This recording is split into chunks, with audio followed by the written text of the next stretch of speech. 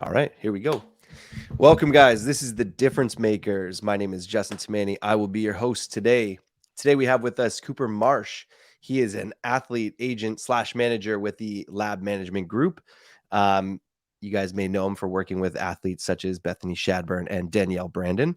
So, Cooper, thank you. Welcome to the show. Thanks for having me, Justin. Stoked to be on it.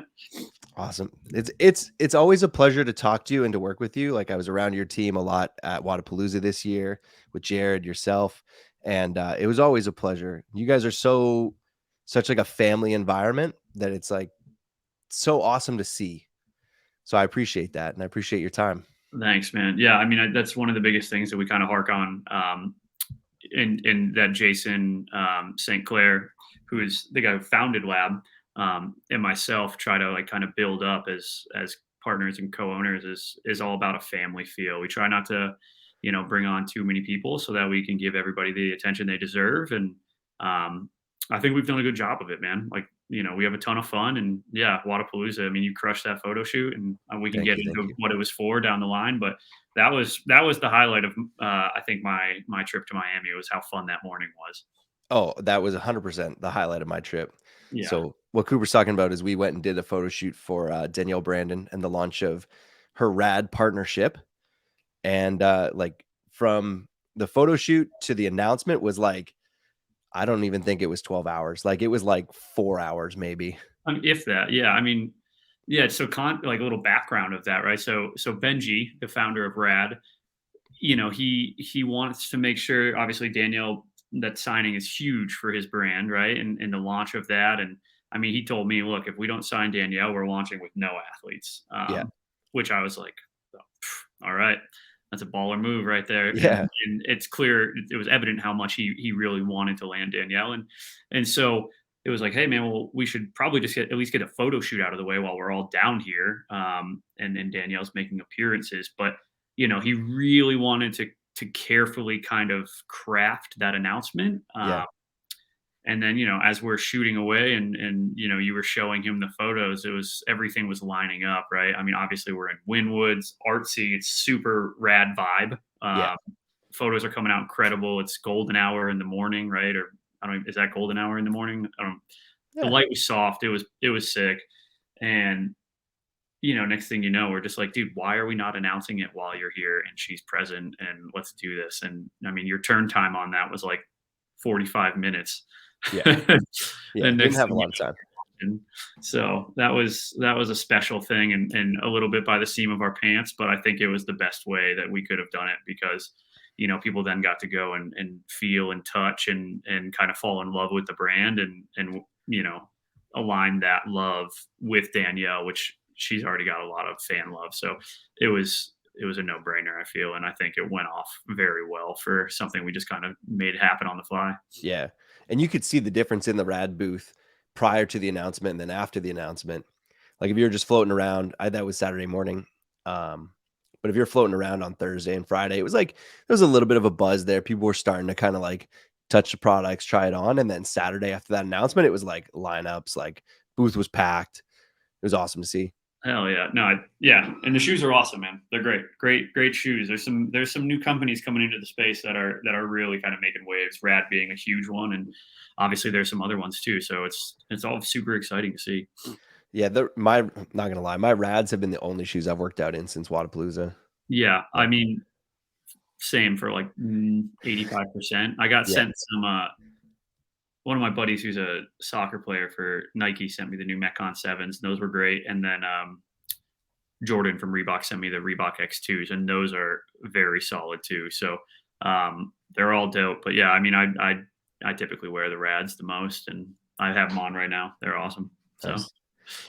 That's the one thing that I love seeing about this space is that these brands have been built within the space. Like Noble, Noble just dropped some court shoes the other day. Like they're expanding big time. Stuff like Whoop. Like I've talked about this before on the podcast, but the community, the environment that everybody's in right now is really creating a lot of amazing products that transcend just CrossFit. They go beyond it. I agree. In a lot of these brands, right? Like I mean, the community in the space itself has its own economy, right? Yeah. And so I think that the most successful brands are those that utilize such a passionate and dedicated following in the sport, um, to kind of keep the lights on and grow their brand. And then it allows them to kind of create the capital for them to branch outside of CrossFit and go into more mainstream markets, right? Which I think Noble's done a super good job of. Yeah. Um, you look at somebody like Fit Aid, they did the same thing, or RX Bar, right? They Yeah. started out very much predominantly CrossFit, and then they go get picked up by Kellogg for 600 million. It's like Is that what happened? pretty good acquisition there. Yeah, I mean, yeah, they sold to Kellogg. That's why they're all over the place. I didn't realize that that happened. I saw them all over the place in like Canada, US, everything, but Yeah, so crazy, crazy. yeah. And so yeah, I think that's what the really smart brands do is they start and then they have a plan, right? They have that 5, 10, 15, 20 year vision to move down the line. It's like, so it's very interesting to see, and it's like you can see that with Rad, right? Like Yeah. Benji was a CrossFit Games athlete as a team guy, owned a gym for many years, sold it, used that to work in the dark for 3 years to launch Rad, and like Rad is going to have a stronghold in CrossFit, but it's definitely going to move past that because it's got ties to skateboarding and all types of stuff. So that'll be sweet. But then on the flip side, you look at brands like Tier, right, who's like a huge swim brand, Yeah. right? Like Olympic medalists, been crushing for years, still family owned and operated, multi-generational thing, and now it's transcending into the CrossFit space, so going the opposite way from most Yeah. brands. So yeah, man, it goes both ways, but it's super cool, and it's kind of how we try to, it's really try to how we try to run our agency is, CrossFit is a huge passion of ours, but then it allows us to um, go and explore other more traditional sports and work in those realms too. Because I've never wanted to just be pigeonholed to just CrossFit. I think there's if it's sports related, I wanna be in it. And that's the one thing I noticed about you guys as opposed to some of the other companies is you guys branched outside of CrossFit. You're not just with CrossFit athletes. You have baseball players, you have professional golfers. Um, what did you mention? You mentioned somebody else. Was it a monster truck driver? So yeah, so Cynthia, the monster truck driver, was my first client. We worked together for many years, but with the whole thing of COVID and her being in Canada and just not really being able to get around each other, we determined that it was probably the best for her to find somebody a little bit closer to her. But yeah, she was my first client ever. She's so badass. She can backflip a monster truck, which is sweet. That's She crazy also to me. yeah, no, it's nutty. But she also does like a bunch of other crazy cool stuff, like has her own TV show and is like a great welder and like just does all this cool stuff. Really breaking like kind of social barriers as a female in that space. So it's very cool. But yeah, no, I mean, we've worked with athletes more in traditional sports background just due to the fact that Jason is he's a certified baseball agent Yeah. first, right? So like he was a pro ball player, Tampa Bay Devil Rays organization, left that and he became a certified baseball agent, and he works with Aces, which is like the second biggest agency for baseball in the world. Okay. Um, and then he started representing Camille and Josh back in like 2012, and um, he never really lost that tie to baseball. And then it was like, hey, we manage the athletes in CrossFit and the Olympic athletes that we work with, like Matty Rogers or Georgianne or whatever, from like A to Z. But then in terms of like baseball, it's like, yeah, you guys have a clubhouse agency, but they're so focused on those mega deals, right? Those $100 million deals that we feel that there's still kind of meat on the bone in terms of the marketing side of things and those Yep. off-field deals and everything like that. So especially with the creation of social media, that we kind of partner with those agencies to run their marketing deals that they might not necessarily have the time or honestly care about, Yeah. because they're not huge clubhouse contracts. So that's how we kind of work with those traditional athletes. So like the Josh Hader of the world, right? He's a part of CAA, which is a massive sports agency, and they crush it. A bunch of good people over there. But then in terms of like marketing things, we're able to kind of work with them and partner with them to help run that. And so we have a kid on named Zach Long who's been doing a great job there Yeah. in the baseball side of things. And then for somebody like Scott Stallings, you mentioned the golfer, like he's represented by James Clausen over at Spire Sports, and they're a smaller like family run agency out of Knoxville, and they've been crushing it. But Scott having so much passion and love for fitness and health.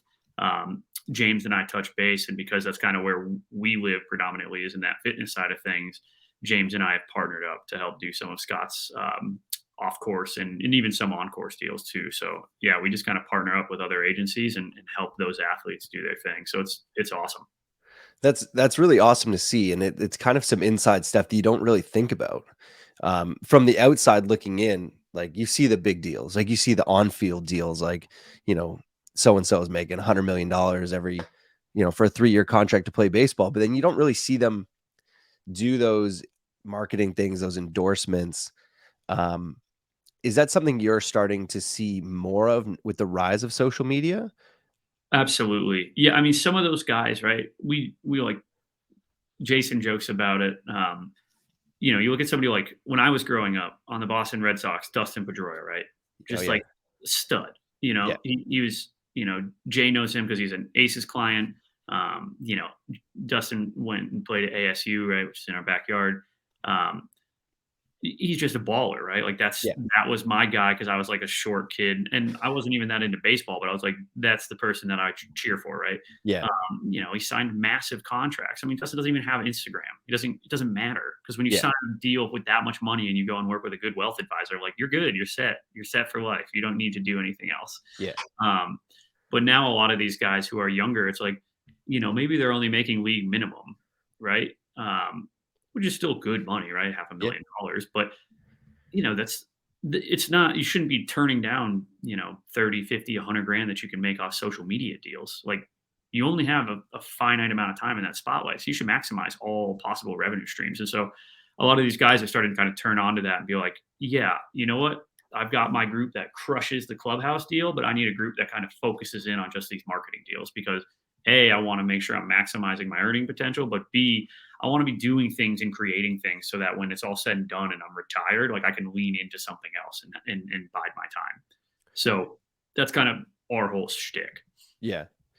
And with those deals, because you've developed relationships in the CrossFit space, are the CrossFit brands, or like I say CrossFit brands, but brands that typically are working with CrossFit athletes, are they looking at some of these pro athletes, or are you guys going bigger?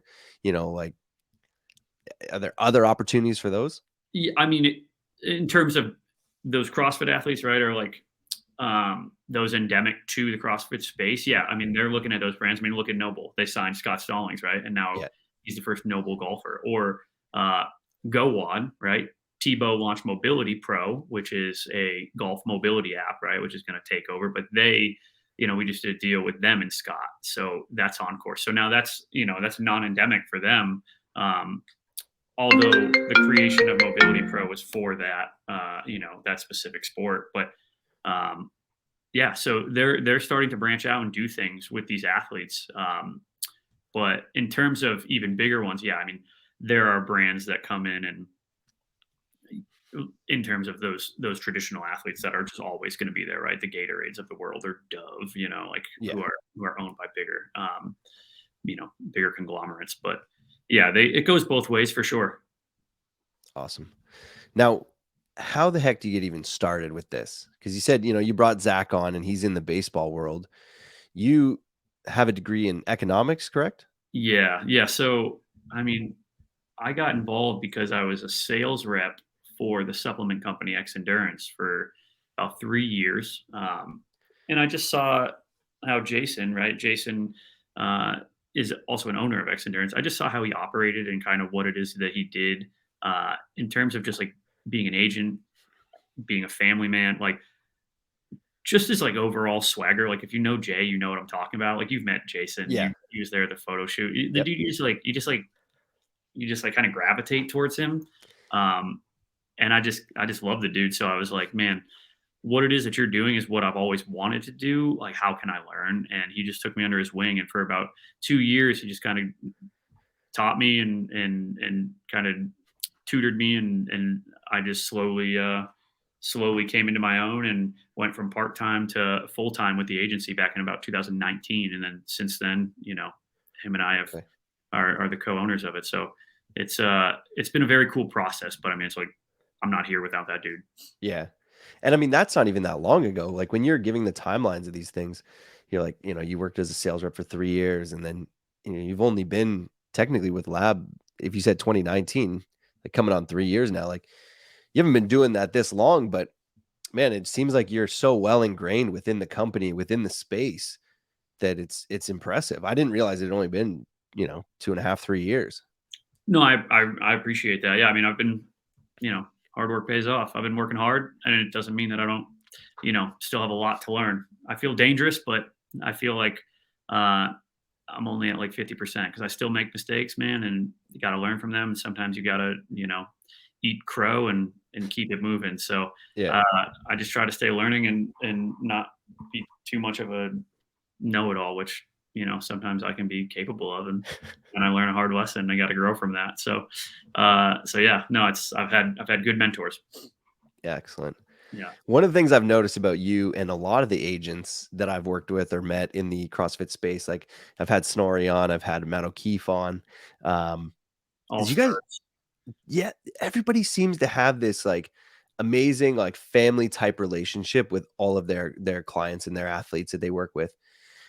And it's funny because you watch TV, you watch like Entourage back in the day, and there's that like family vibe from Ari, but like every TV show gives agents and managers this like shark type, like snake oil salesman type vibe, and you guys are not like that at all. Yeah, I think there is that type of person out there for sure. But it's more so in the traditional sports space. Like it can be there's people like that in the CrossFit space for sure. Yeah, But in terms of traditional sport, when you're talking $100 million, man, or anything above seven figures, like money gets people making weird decisions and acting weird ways, right? And so there are definitely those people, and um, you should have Jason on the show because he can talk to you about the baseball side of things. I mean, he's like, I go to the winter meetings and I see fist fights all the time, like because ooh, agents, they steal a client from each other or something like that, right? yeah, And that dude comes in and signs $100 million contract, but the other agent had been working for 4 years, right? You know, yep, but they don't see the commission. It's like they had to put rules in place, right? Because it was so like rampant, like client stealing and people not getting paid for their years of work, hoping for that one big contract. So it's crazy, man. But in terms of CrossFit, no, it's a lot less of that, right? A lot less mobility between agencies. Most of the time, they just do a really good job for their clients, and man, you just come to care for these people so much because you're just with them all the time and you're in the back with them. You're not like in an agent, you're not sitting there in the dugout being like, hey, man, shake it off. You're 0 for 3. Like, you yeah, know, in CrossFit, like you are like, yo, that event didn't go well. Like, it's all good. You're a stud. Like, we're going to recoup. We're going to move on to the next one. Like, you just have such love for these people and spend such intimate time with them that, I just think it's a different atmosphere than other sports, and so that snake oily salesman stuff doesn't typically uh, come to fruition here. yeah. Now, when you say, you're there at events, like how does that balance work with you and their coaches? Like do the coaches like I've seen people interact with you and it's not like they're like, "Hey, get out of here." But like if somebody does have a bad event and you're in the back with them, are coaches telling you to go away? Are they there because they know you're supporting? Like how does that balance work sometimes? I think that I just have a really good rapport with all the coaches that work with the athletes, and so they all know baseline. Like I'm just there to support them. So I just want what's best for the athlete. So if that's to leave the athlete alone and have the coach do their thing, then that is what I'm doing. And so I just kind of always end every conversation with a coach like, let me know if you need anything. Let me know if the athlete needs anything, et cetera. And in some athletes, the relationship's just a little bit more constructed around being in the back and talking them through things and game planning, et cetera, right? So somebody like Jake Marconi, obviously Jake's coached by Matt and in that hard work pays off family, Yeah. but you know Matt knows that Jake is my best friend, and we've been through competitions forever, and so they're going to talk about things, and me and Jake are going to talk about things. And at the end of the day, I'm going to be like, yo, you need to do what Matt says, because that dude's the fittest that's ever walked the earth. Like, Yeah. but it's in terms of like receiving Jake after an event and being like, yo, you totally made a bad decision, or that didn't go well, or that went really well. Like one way or the other, I'm gonna be there, and like we're gonna be hype, or we're gonna be pissed off for a second, and then we're gonna talk through it and move on. Yeah. And it's the same thing with like Danielle Brandon. Like, Danielle's a spitfire, right? So she can be up or she can be down. And there are times where Kotler's like, you got her. And I'm like, yup. Or I'm like, dude, that's on you. And he's like, or if she is pumped up, then we're all fired up. And we're just like, Yeah. pumping in the back and stoked. So it just depends on who the athlete is, right? So it just depends totally. Yeah. When something like the games or Wadapalooza comes up, when you have like, 5 to 10 athletes there all competing simultaneously, how is it that you divide your time between the athletes? Is it, you stay with the ones you're closest to, you're equally as supportive? Like, how does that balance work for you? What's up, guys? Justin here. I'm really sorry to interrupt the show, but we're here to talk about something special. This is to talk about Bionic. Bionic is a first of its kind AI-based motion tracking mobility test that's designed to show you what your body is really doing. We've designed 7 unique tests that show you your range of motion for different joints throughout your entire body and how they work together. Once you're done the test, you'll be given a body map score, which breaks down your entire body and their different range of motion. From there, the WODProof app will also design a mobility program specifically tailored to your needs and the things you want to improve. I can't wait for you guys to try out the test. Go download the WODProof app today, start your free 7-day trial, and try Bionic today. All right, guys, back to the show. I just try to circulate and touch on kind of each person at least once or twice a day, just to make sure that their needs are met. But it just depends on kind of support systems and capacity. So, somebody like Justin Kotler and Underdogs, right? Last year they had, let's say, West Coast Classic. He's got Matt there, he's got Tola there, he has Carrie, Bethany, Danielle, Alex, like 6 people. That's a lot of people. And so for me, I'm going to come in. I'm just going to be there for Bethany, Danielle, Carrie, right? Because I work with the 3 of them. Carrie's retired now, so that she's not necessarily on the top of my mind. But like Bethany and Danielle still competing, gonna help them. In terms of like a coach's pass, like I usually just take Danielle's coach's pass. When it came to the games and the other 2 were out because of COVID and it was just Danielle, then Justin takes that coach's pass, and I'm just, outside of the building, kind of like, what is it that you need? I'll get it and bring it to you. We'll figure it out. So it's just kind of whoever needs the help. So if Justin's got 7 people there and he needs to be able to focus on all of them, then I'm just going to come in and try to help out and reduce some stress. And then it's, if I have 6 athletes there and all of their coaches are there and there's not like a bunch of other athletes that coach has, then I'm just kind of floating around, and just whoever needs help, I'm going to help and do my thing. But for the most part, these camps are pretty established, right? Like, comp train, make sure that Amanda's taken care of. And so anything else that Amanda needs, she just lets me know. But they've got like runners and people that are doing stuff for them, right? Same thing with Brute and Dallin or Emma, right? Like with Matt Torres. So just anybody who needs help, I'm just there. Man, you're saying all these names. I'm like, you got your hand in like every camp that's out there right now. It's fair amount of people for sure. Pretty cool to see. Yeah. When it comes to those big events and they are competing directly against each other, do you have to deal with the favoritism and like that kind of vibe with that, or they just know like you're there to support everybody equally? I think they understand that I'm a neutral party.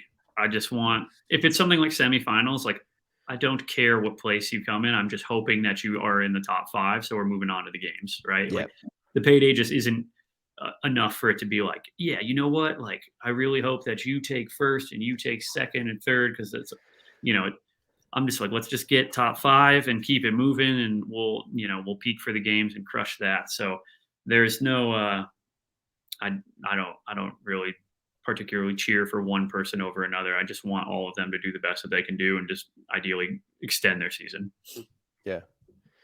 Now, one thing I noticed on the socials was you were with Josh Bridges at his athlete camp, and you were right in there. It looked like participate and do the whole camp. Oh no, no. Oh, Nate Crow, one of the guys behind the scenes for Good Dudes Coffee. Nate, he's a busy dude, but he comes and helps kind of run those events and does all the logistical pieces. And so I'm just kind of doing whatever it is Nate needs from me. So um, we just help and we did a workout with what day did we do? We did a trail run with that camp. yeah. And maybe one other workout, but I think we just did one of the workouts. So for the most part, we're just trying to make sure that those people have a good time and they get FaceTime with Josh and the event goes off without a hitch. But no, I'm not in there doing all the workouts. I don't want to be in the way and I don't want to take away from Yeah. their time with Josh.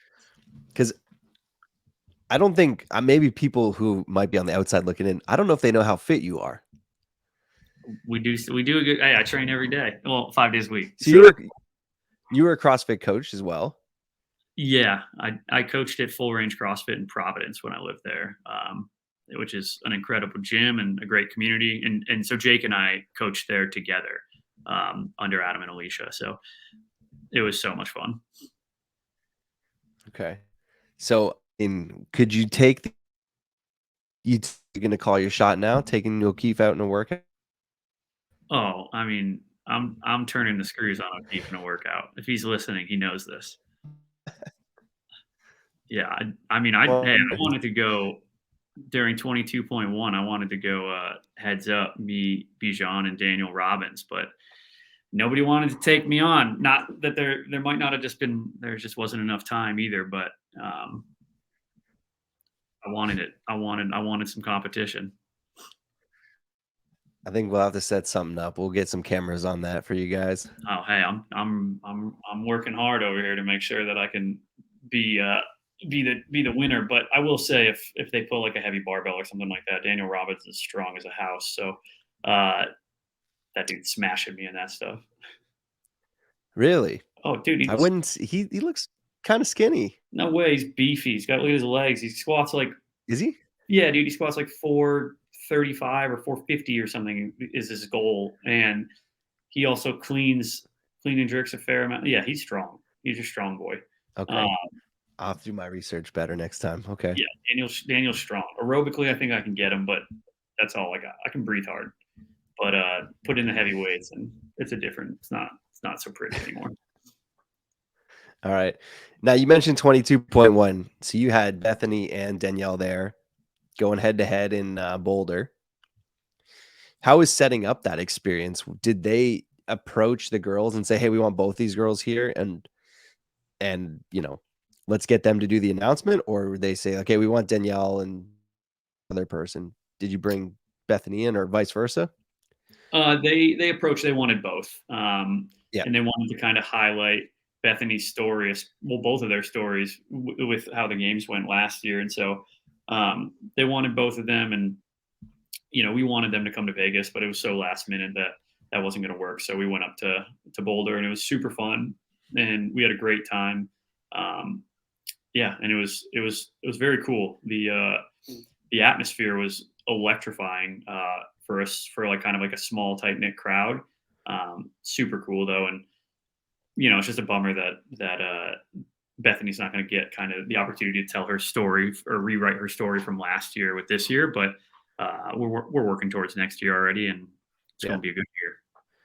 When something like that comes out, where she has a big injury like that and has to pull out, how do you guys work as a team? Not even just to manage Bethany herself, but like her sponsors. Are they starting to ask questions and they start knocking at the door, or what kind of happens in that? Can you go through that process at all? Yeah, so I mean, her sponsors were super supportive, so which is a great thing, and it's what you kind of look for in terms of a partnership like that, right? Because you don't want to treat her just like a number on the competition floor, because she is a human being, right? And she has a lot more to offer than just competing. But so I mean, I alert the brands that support her just out of respect. Yeah.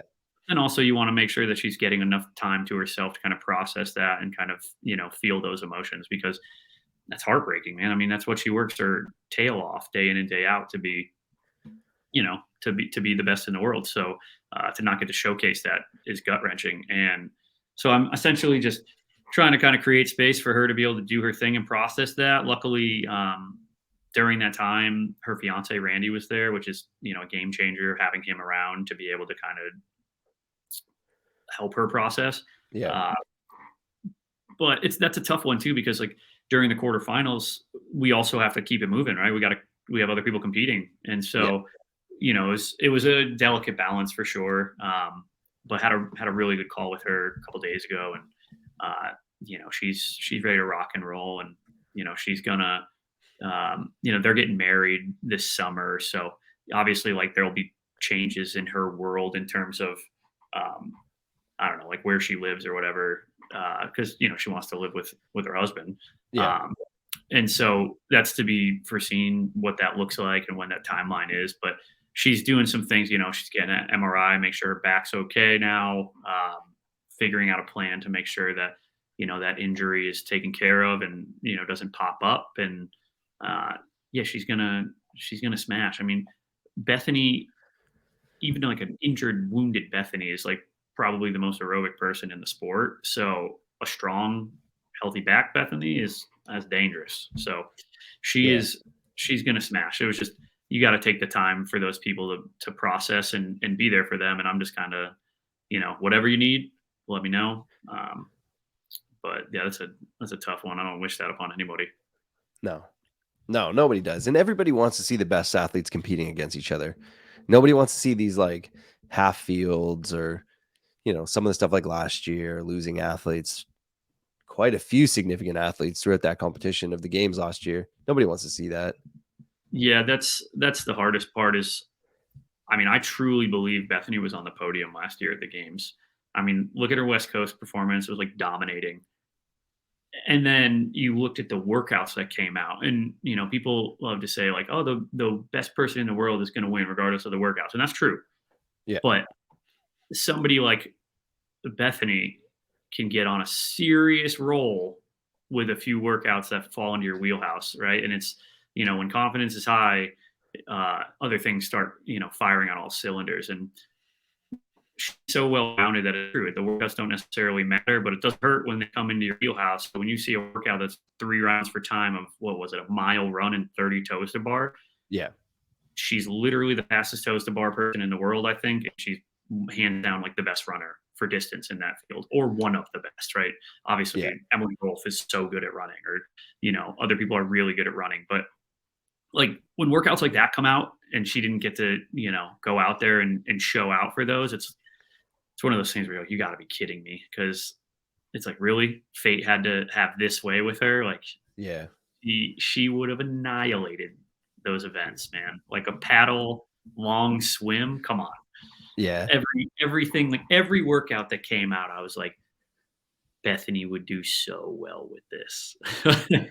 And so it's just tough. Even a 1 rep max snatch, right? She's always said that she's not the strongest person, right? But a clean is worse, but a snatch, like she could snatch like 190, 195 or whatever. And so a little bit of adrenaline, you go through a 180 and that's like top 5 finish, something like that, whatever that was. Yeah. All of a sudden, the big wrench that would have been thrown into her weekend is not a wrench anymore. It's actually a top 10 finish. And, she's starting to really hammer on people. So that was a tough one that I still kind of wrestle with a little bit. Yeah. Speaking of the games last year, okay, so Danielle has her COVID stuff and she's segregated from the pack and all that kind of stuff. But that moment, that whole storyline, I think propelled her in front of so many more people that I think that helped her grow her brand more than anything else.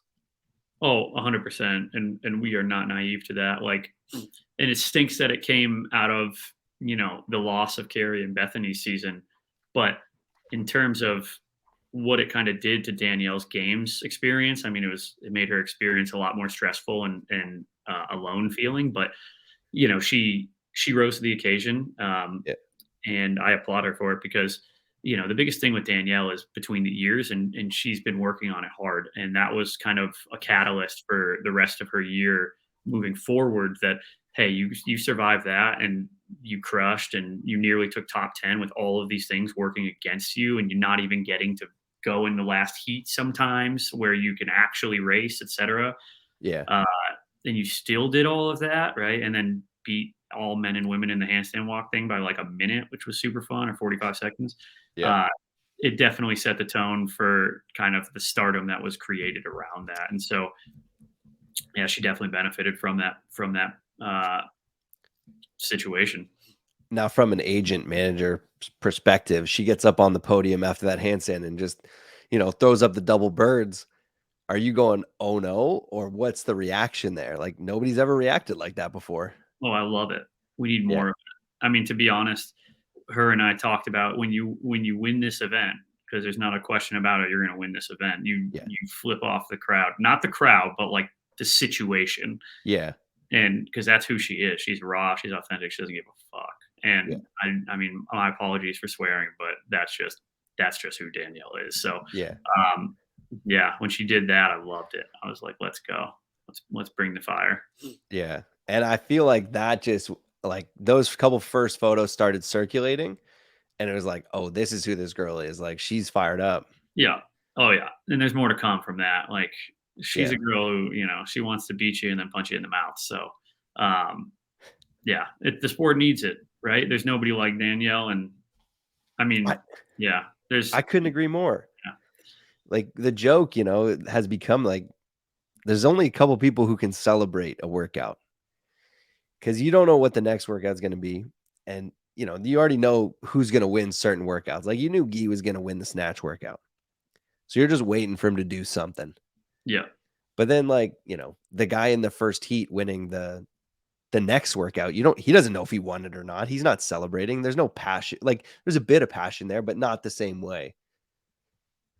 I think the sport needs that and needs those like big celebratory moments. Yeah. I think the sport needs a little bit less.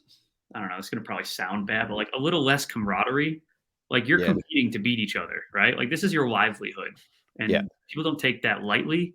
And so, as much as like, you talk to athletes, and they're like, "Oh, it was so great that that all those or the commentators, right? They're always like, it's so great. The last place person gets cheered louder than the first place person. Yeah. It's like, well, yeah, one, everybody else is working out, so you can't really cheer those people on. Two, being that last place person and getting circled around is the biggest slap in the face when you want to beat those people and they all beat you and now they're kind of rubbing your nose in it. Like, no, like there was a moment in the games this year when one of the athletes came up to Jason Hopper after he'd finished to clap him on. Hopper was like, "Get out of here."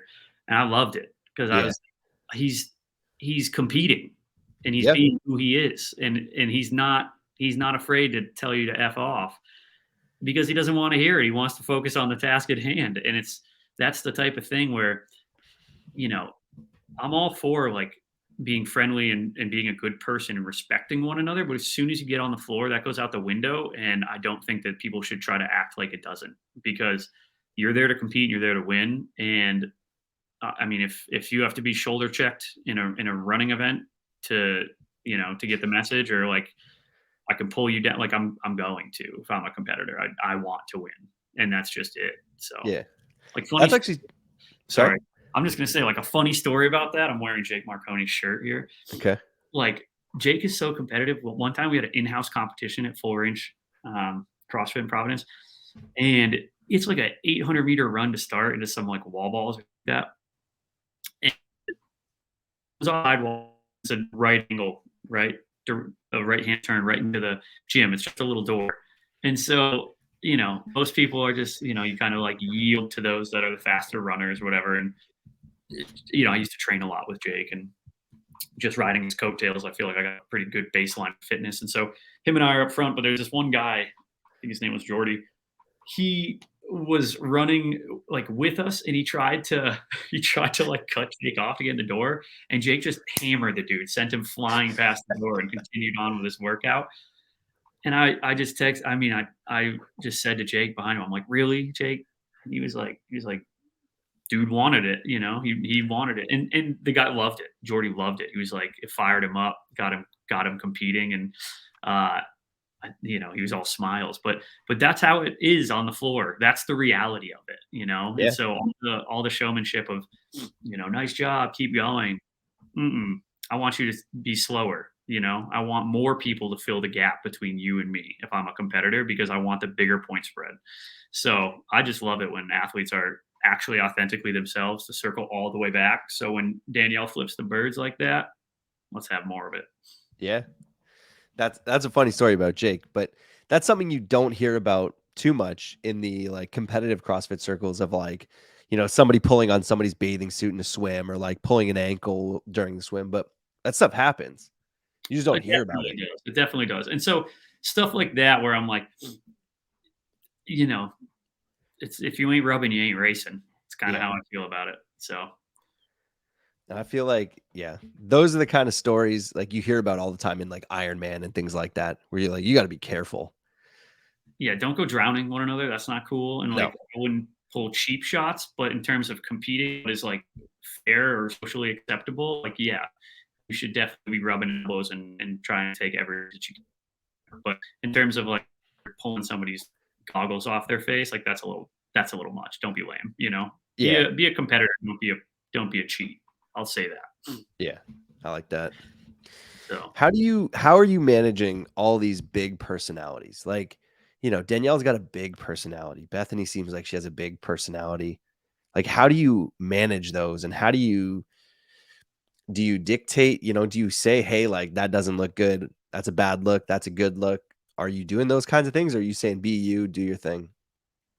I mean, I want them to be themselves and do their thing, but we have open lines of communication. And Bethany has come around as a human being. Like she used to say things that would probably get her into a little bit more hot water.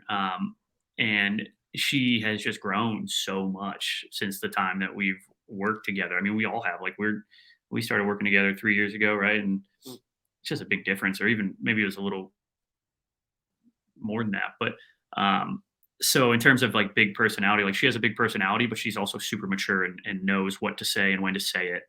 And she does a great job with the younger athletes of like calming their fears, talking them through things, letting them know what she's dealt with, etc. So she's more of like a mentor now, which is awesome and super valuable.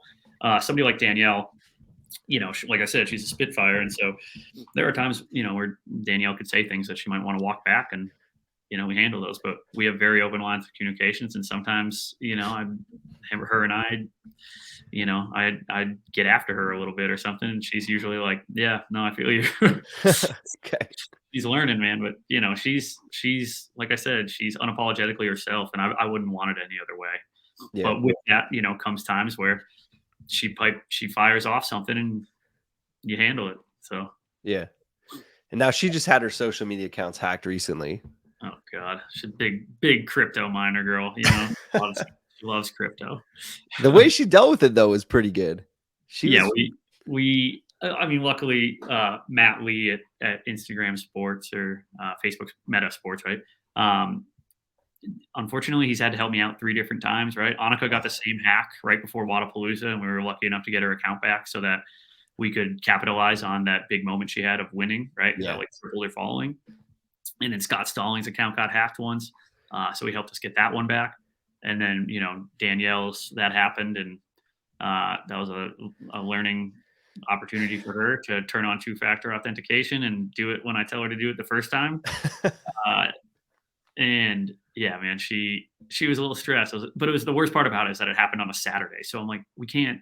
They're not in office. Like they're not going to help us. We have to wait till Monday. And of course, Monday rolled around, and boom, the dude was on it, and we got her account back pretty quickly. 2-factor authentication is now on. So come at us. No, don't actually come at us. No. But yeah. And so then the response to that, I was like, we were talking, I was like, hey, you should do something that's like hilarious, like play on that, because they kept posting about Mercedes or whatever. And she drives a Volkswagen. And so she's like, all right, I got you. And she made that video, and Jared shot it, and it was so funny. My favorite part was like the album cover type photo at the end with Cash and Callie, the 2 dogs, and it was great. So I think people got a hoot out of it, and it was good. It was good fun for like, hey, yeah, I messed up. I didn't have the precautions in place, and I learned from it, but we're back. So Yeah, good. And now you just mentioned Jared. Jared's down at Underdogs working with those guys, but he works with you with Lab as well. yep. So Jared Graybeal, he kind of runs all types of operations and whatnot, like operations, partnerships, a ton of different stuff. I think he even does programming. He wears a lot of hats with Underdogs, Yeah, helping grow that business. And then yeah, he works under the lab sphere. He works with Ariel Lowen. He's been doing a great job with her. So awesome. Yeah, and yeah, she's working with the WODProof team too. yeah, So just a that's super nice person. And I mean, she came out of nowhere last year, but she's here to stay. She's really good. yeah. So Now, when you guys are bringing in people like Jared or like you mentioned Jake earlier, how do you determine who you're going to bring in and how they're going to get involved? Like for, somebody out there who hears this conversation and wants to do what you're doing, how do they take those steps? yeah, I feel like it's a natural process. Um, I don't know if I necessarily recruit that much. It's more of I'm looking for people that put their hand up, right, and want to hustle. Yeah. Because that's kind of how I got my start was I put my hand up. Jason, took me in and he taught me and then I ran with it. And so Zach put his hand up, right? Zach Long. And we've been kind of tutoring him. And he's just been running with it and crushing, right? Jared, same kind of thing. Deb Graff, same thing. She worked with Christian Harris and on the Annika Greer front. So, it's those people that I know are good people. They're good relationship builders, and they have just a solid head on their shoulders and are willing to hustle. And if you're in the service of you're in the people industry, right? So you need to be willing to learn, adapt, and serve as best as you can. And so those that kind of raise their hand and want to do that, and I have the bandwidth slash ability to kind of maybe work them into a specific couple athletes, maybe then yeah, like I'm into it. So, but I've also I've said no more than I've said yes because it's really got to be the right fit. Yeah. Awesome.